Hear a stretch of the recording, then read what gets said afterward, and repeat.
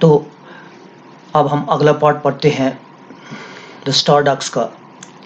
अभी तक जो हमने स्टोरी पढ़ी, इसमें स्टोरी में हमने पढ़ा कि ये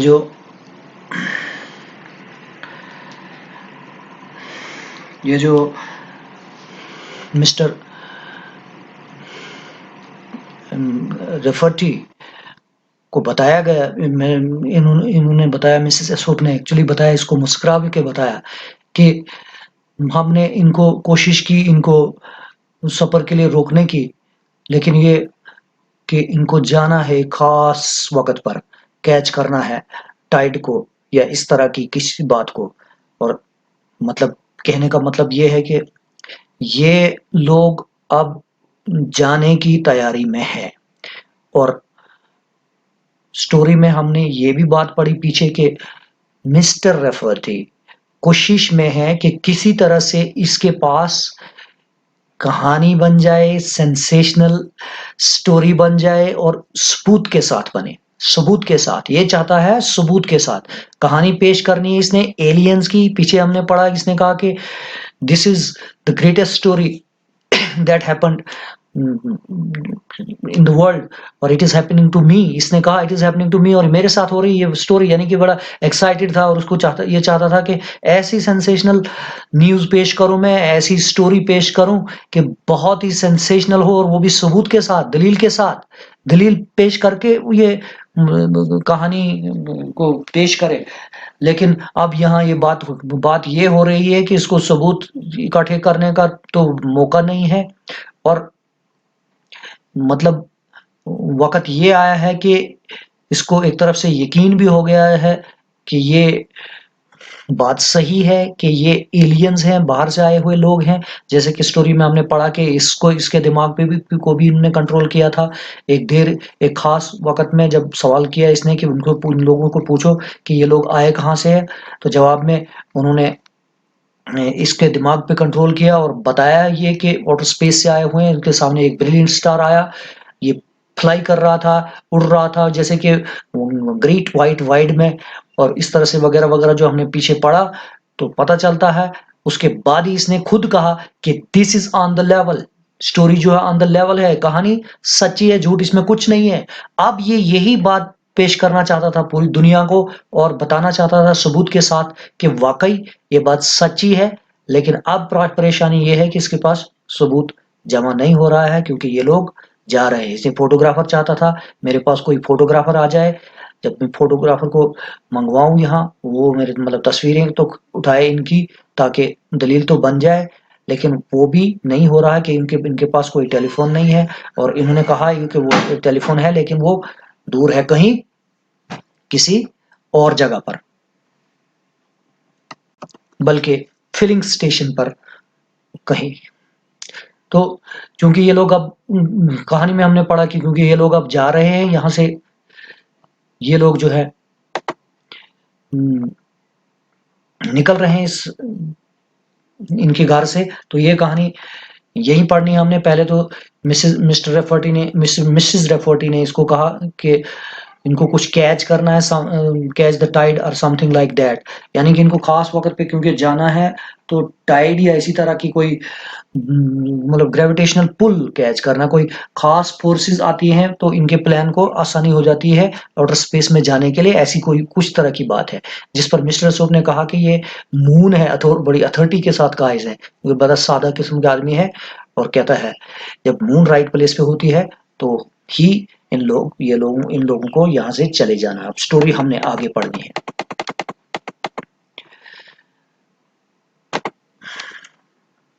The people from space sat there demurely, their claws folded in their laps, their antennae neatly curled to show that they weren't eavesdropping on other people's minds. The people from space sat there demurely. Space से आए हुए लोग वहां पर बैठे रहे, बहुत ही demure अंदाज में, बहुत ही सुकून के साथ, बहुत ही खामोश तरीके से, बहुत ही क्वाइटली, मॉडेस्टली और पोलाइटली, यानी शाइस्तेगी के साथ क्वाइट अंदाज में बैठे हुए हैं वहां पर, डिम्योरली बैठे। Their class folded in their laps, उनके क्लास, जो पीछे हमने पढ़ा कि इनके हाथ जो है ना क्लास की शक्ल के हैं, उनके क्लास फोल्डेड थे उनके लैप्स में, इनके गोद में मोड़ के रखे थे उन्होंने। देयर एंटेनी नीटली कर्ल्ड, और इनके सींग, इनके जो जो ट्रांसमीटर रिसीवर सींग है, उन वो नीटली कर्ल्ड थे, मतलब सफाई के साथ, मतलब साफ दिखता था। वो नीटली कर्ल्ड थे, सफाई के साथ मुड़े हुए थे। To show that they weren't eavesdropping on other people's minds, ये दिखाने के लिए, शो करने के लिए कि they weren't eavesdropping, कि they were not eavesdropping, कि वो eavesdrop नहीं कर रहे थे, वो जासूसी नहीं कर रहे। eavesdrop करना होता है जासूसी करना। on other people's minds, दूसरे लोगों के दिलों को, दूसरे दूसरे लोगों के दिमागों को, वो दूसरे लोगों को दिमागों पर जासूसी नहीं कर रहे थे, यानी कि दूसरे लोगों के दिमाग को नहीं पढ़ रहे थे। और ये बात पॉसिबल भी थी कि वो एव्सड्रॉप कर सकते थे दूसरे लोगों के माइंड्स को। ये हमने पहले ही पढ़ा कि वो दिमाग को कंट्रोल कर सकते थे, अपने एंटीडाज को फोकस करा के किसी भी इंसान पर। तो पॉसिबिलिटी थी कि वो दूसरे लोगों के दिमाग को पढ़ सकते थे, यानी उनको उनके दिमागों की जासूसी कर सकते थे उस तरह से, क्योंकि स्टोरी में यही बात है। तो लेकिन यहाँ चूंकि आपने एंटीनास को कर्ल करके रखा था, मोड़ के रखा था, तो इससे साफ पता चलता था कि वो ऐसा कोई कुछ नहीं कर रहे थे, वो किसी के दिमाग को नहीं पढ़ रहे थे। रेफर्टी looked frantically around the room, रेफर्टी ने कमरे में देखा, फ्रेंटिकली, रेफर्टी ने कमरे में फ्रेंटिकली देखा, पागलों की तरह देखने लगा ये कमरे में रेफर्टी। और पागलों की तरह देखने का मतलब यहाँ है क्योंकि इसको कुछ ना कुछ सबूत चाहिए था। अब ये सोच रहा कि क्या सबूत मिलेगा इस कमरे के अंदर ही। Listen Aesop, Rafferty yelled, you got a camera, I got to have a camera। अब ये चीख के बोल रहा है, येल करके बोल रहा है एसोप को। Listen Aesop, you got a camera, सुनो Aesop, Aesop you got a camera, क्या तुम्हारे पास कैमरा है? I got to have a camera, मुझे कैमरा चाहिए ही। I got to have a camera, मुझे कैमरा चाहिए ही। Oh sure, Mr. Asop said, I got a fine camera. It is a box camera, but it takes good pictures. Oh, sure. यकीनन mister एसोप कह रहा है इसको, I got a fine camera, मेरे पास एक उम्दा कैमरा है, एक बेहतरीन कैमरा है। It is a box camera, ये एक बक्स कैमरा है, यानी बक्स शक्ल का कैमरा है, पुराने डिजाइन का कैमरा। पुराने कैमरे जो होते थे बक्स के स्टाइल के ही होते थे। It is a box camera but it takes good pictures, ये लेकिन अच्छी तस्वीरें लेता है तो बक्स कैमरा पुराने तर्ज का कैमरा है लेकिन अच्छी तस्वीरें लेता है, ये बोल रहा है इसको mister Aesop. I want a camera, मुझे कैमरा चाहिए, मुझे कैमरा चाहिए। ये अब इसको मतलब फ्रेंटिकली इसको तलाश है सबूत जमा करने की। Mister Aesop went into the parlour and Rafferty could see him fumbling around. Mister Aesop चला गया पार्लर के अंदर, पार्लर के अंदर चला गया, लिविंग रूम या सिटिंग रूम के साथ ही जो गेस्ट वाला कमरा है, जो कि यहाँ गेस्ट को बिठाया जाता है, उसको कहा जाता है पार्लर। वैसे पार्लर लिविंग रूम के लिए भी कहा जाता है, इंटरचेंजेबली भी होता है, लेकिन यहाँ हमें उसी गेस्ट रूम की बात है जो लिविंग रूम के साथ ही है कमरा। तो मिस्टर एसोप उस पार्लर में चला गया और रेफर्टी देख सकता था कि वो फंबल कर रहा है अराउंड, यानी कि वो टटोल रहा है, ढूंढ रहा है, तलाश में है कैमरे की। Mr. Aesop's voice came from the parlor. Ethel, you seen my camera? Mr. Aesop's voice came from the parlor. Mr. Aesop की आवाज आई कैम पार्लर से, वहीं से उसी कमरे से आवाज लगा रहा है mister एसोप। Ethel, you seen my camera? ये अपनी बीवी को बोल रहा। Ethel, you seen my camera? Ethel, तुमने मेरा कैमरा देखा? Ethel इसकी बीवी का नाम है, मिसेस एसोप का नाम, ये इसका फर्स्ट नेम है, अपना नाम। Ethel, you seen my camera?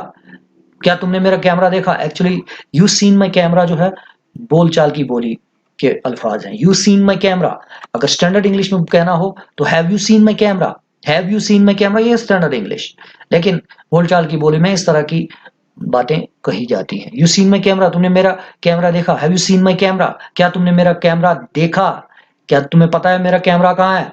Mrs एसोप side, Mrs Aesop ने गहरा सांस लिया, गहरा सांस लिया मिसेस एसोप ने। No I haven't, no I haven't, you put it away. और ये जवाब क्या रही? No I haven't, no I haven't seen my, I haven't seen your camera, नहीं मैंने तुम्हारा कैमरा नहीं देखा। यू पुट इट अवे, तुमने इसको कहीं डाल दिया। You put it away, to put away something होता है चीज को किसी जगह पर रख देना, तो यू पुट इट अवे, तुमने ही इसको पुट अवे किया है, कहीं पर रख दिया है। Only trouble is, Mr. Asoop said, haven't got any films for it। कहता सिर्फ मुश्किल अगर है कोई, सिर्फ जो प्रॉब्लम है, मुश्किलात अगर कोई है तो वो ये है, haven't got any films for it, इसके लिए हमारे मेरे पास कोई फ़िल्म्स नहीं है। देखो अब इसकी सादगी की इंतहा। मिस्टर एसोप कितना सिंपल आदमी था, बहुत ही सादे किस्म का है।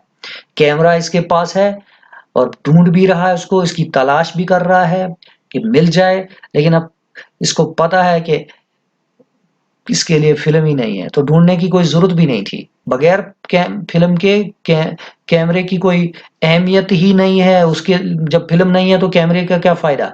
लेकिन वो ढूँढ रहा है, कितना सादा किस्म का है। और अब बात जब चल रही है, अब बोल रहा है कि ट्रबल ट्रबल ये है कि we haven't got any films for it, इसके लिए कोई फ़िल्म्स नहीं है हमारे पास। और यहाँ बात मैं बता दूँ आपको ख़ास करके, जो आज के स्टूडेंट्स हैं, इनको ये बात शायद पता नहीं होगी कि जो फ़िल्म्स की बात है, कैमरे के फ़िल्म्स की बात, ये पुराने कैमरों के लिए हुआ करती थी।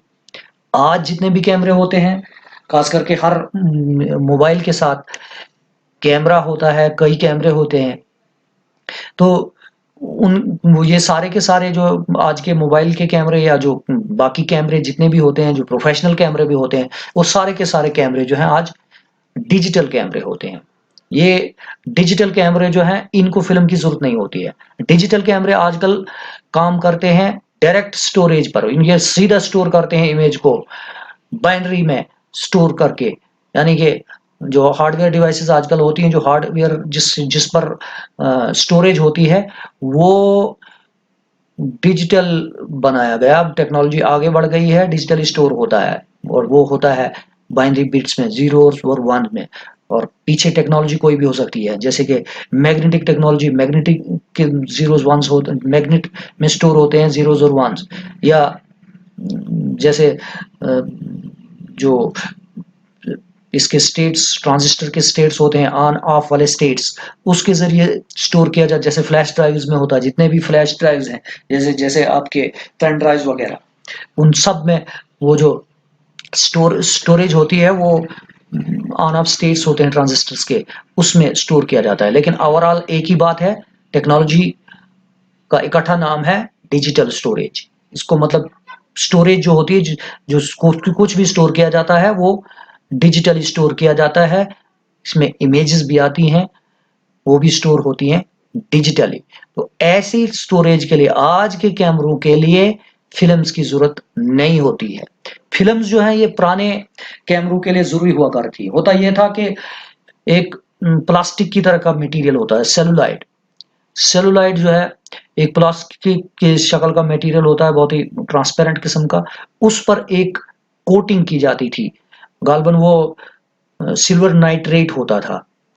उस कोटिंग को उसको को वो जो सिल्वर नाइट्रेट होता है, ये सेंसिटिव होता है लाइट के साथ। तो होता ये था कि जब उस पर कोटिंग की जाती थी, अंधेरे कमरे में उसको कोट करके पैक किया जाता था, अंधेरे में ही लाइट उस पर नहीं पड़नी चाहिए थी। और लेकिन जब उस पर उसको एक्सपोज़ किया जाता था लाइट में, तो उसके कैरेक्टरिस्टिक्स बदल जाते थे, वो चेंज होता था किसी तरह से। और इस प्रॉपर्टी को एक्सप्लोर करके फ़िल्म डेवलप करके फ़ोटोग्राफ़ी की टेक्नोलॉजी बनाई गई थी। ये पुरानी टेक्नोलॉजी जो है वहीं से आई है फ़ोटोग्राफ बनाने की, या पुरानी जो फ़िल्में बनती थी वो भी इसी टेक्नोलॉजी से बनती थी। होता ये था कि एक ख़ास वक़्त के लिए, एक मतलब शॉर्ट स्पैन ऑफ टाइम, ख़ास जैसे माइक्रोसेकंड या मिलीसेकंड या जो भी होता था, जो ज़रूरत थी, उस टाइम के लिए उस फ़िल्म को एक्सपोज़ किया जाता था कैमरे से, जिस चीज़ की तस्वीर उठानी होती थी। जिस चीज़ की तस्वीर उठानी हो फ़िल्म को क्या किया जाता है, जब ये कोट किया जाता था ना सेलुलाइड के ऊपर, सेलुलाइड में कोट करके इसको एक रील की शक्ल में डाल दिया जाता था। गोल एक रील के ऊपर घुमा-घुमा के इसको रील बना दिया जाता था। उस रील को फिट किया जाता था कैमरे में और इसको कैमरे के अंदर खोला जाता था, मतलब एक-एक इमेज उठाने के लिए। तो उस इमेज वाले पोर्शन को एक्सपोज़ किया जाता था कैमरे में लाइट को, और जिस चीज़ का फ़ोटो उठाना होता था, उस चीज़ पर जब लाइट पड़ती थी, वहाँ से रिफ्लेक्ट होके कैमरे के अंदर जाती थी, वो फ़िल्म के पर पड़ती थी। तो फ़िल्म पर उस चीज़ का या उस इंसान की शक्ल बन जाती थी। शक्ल बन पाते तो वो नेगेटिव आ जाता था उसका।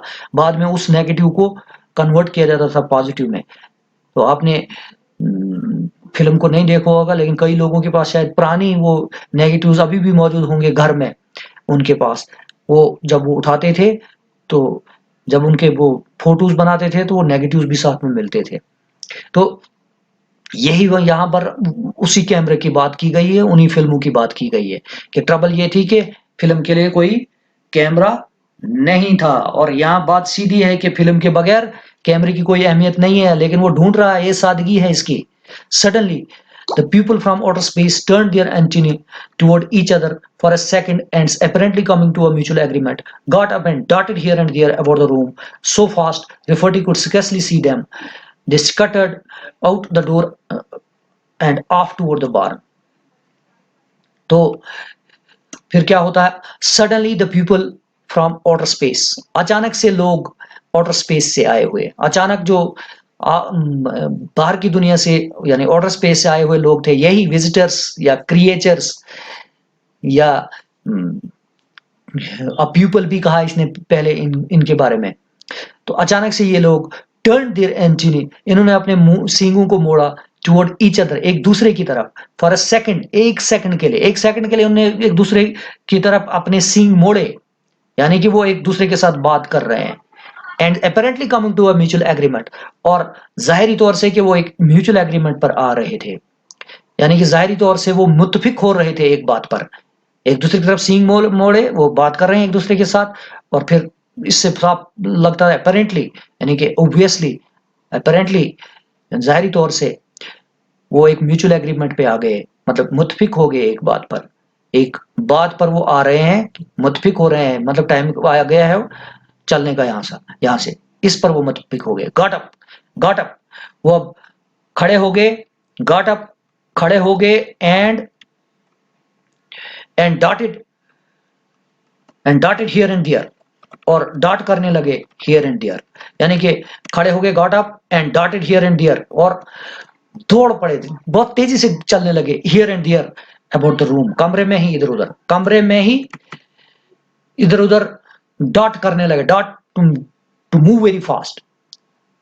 पीछे ने एक और वर्ड पढ़ा इसके लिए, whizzed by, stars and meteors whizzed by, यहाँ डॉट आया उसी सेंस में, ये स्पीड, बहुत तेजी से चलने को कहा जाता है डॉट। गॉट अप, ये खड़े हो गए, and dotted here and there, और तेजी से चलने लगे अबाउट द रूम, कमरे में, सो फास्ट, इतना तेज, Rafferty could scarcely see them, Rafferty मुश्किल से ही उनको देख सकता था, इतना वो तेजी से कमरे में चल रहे हैं। दे स्कटर्ड आउट द डोर, अब वो कमरे से, दरवाजे से, कमरे के दरवाजे से स्कटर आउट हो गए, यानी कि तेजी से चलते हुए निकल गए। स्कटर होता है वैसे छोटे छोटे कदम लेना, लेकिन तेजी से निकल जाना उसको कहा जाता है स्कटर।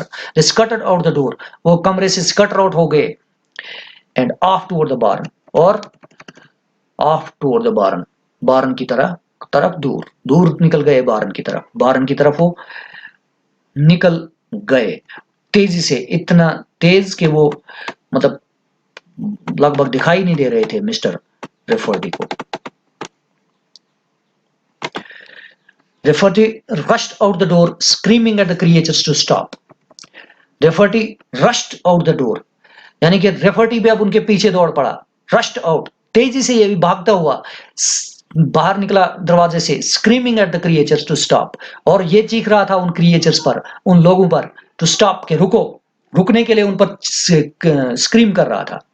But before he was half way to the barn, लेकिन इससे पहले कि वो आधे रास्ते पर था बार्न पर, अब ये भी उनके पीछे दौड़ पड़ रहा है ना, तो आधे रास्ते पर अभी पहुंचा था ये बार्न के। The gleaming plastic contraption slid out of the barn, अब ये देखो, the gleaming plastic contraption, words याद रखना सीधे ही, द ग्लीमिंग प्लास्टिक कंट्रैप्शन, ये प्लास्टिक की बनी हुई कंट्रैप्शन जो ग्लीम कर रही थी, चमक रही थी, the gleaming plastic contraption slid out of the barn, slide करके निकल आई बारन से लुढ़क के निकल आई बारन से। बारन तो मैंने पहले ही बोला था, वो शड जैसा जहां पर इनकी ये डिवाइस जो पड़ी हुई थी, जिसके स्टोरी में हमने पहले ही विजिट किया, उसको देखा है इसने पहले ही, तो उस बारन से ये निकल आई। अब ये ग्लीमिंग प्लास्टिक कंट्रैक्शन, यही जहाज इनका, ये एयरप्लेन इनका निकल आया वहां से बाहर, and disappeared into the low hanging clouds, और गायब हो गया into the low hanging clouds, यानी कि नीचे वाले बादलों में, नीचे वाले बादलों में, जो नीचे आ रहे थे बादल, उनमें गायब हो गई ये ग्लीमिंग प्लास्टिक कंट्रैप्शन। ये जहाज जो है गायब हो गया, स्पेसशिप जो है गायब हो गया बादलों के अंदर। मतलब ये लोग जो आउटर स्पेस से आए हुए लोग थे, जिनके सबूत की तलाश में ये कोई न कोई हम्म, कुछ फोटोग्राफ्स वगैरह उठाने के लिए कोशिश कर रहा था, वो इसको मौका नहीं मिला। ये लोग निकल गए अपने जहाज में। ये अब रेफर्टी जो है अब क्या करता है, ये अब आगे देखते हैं हम। फिलहाल इसके पास कोई सबूत नहीं है, ये आगे पढ़ेंगे हम स्टोरी में।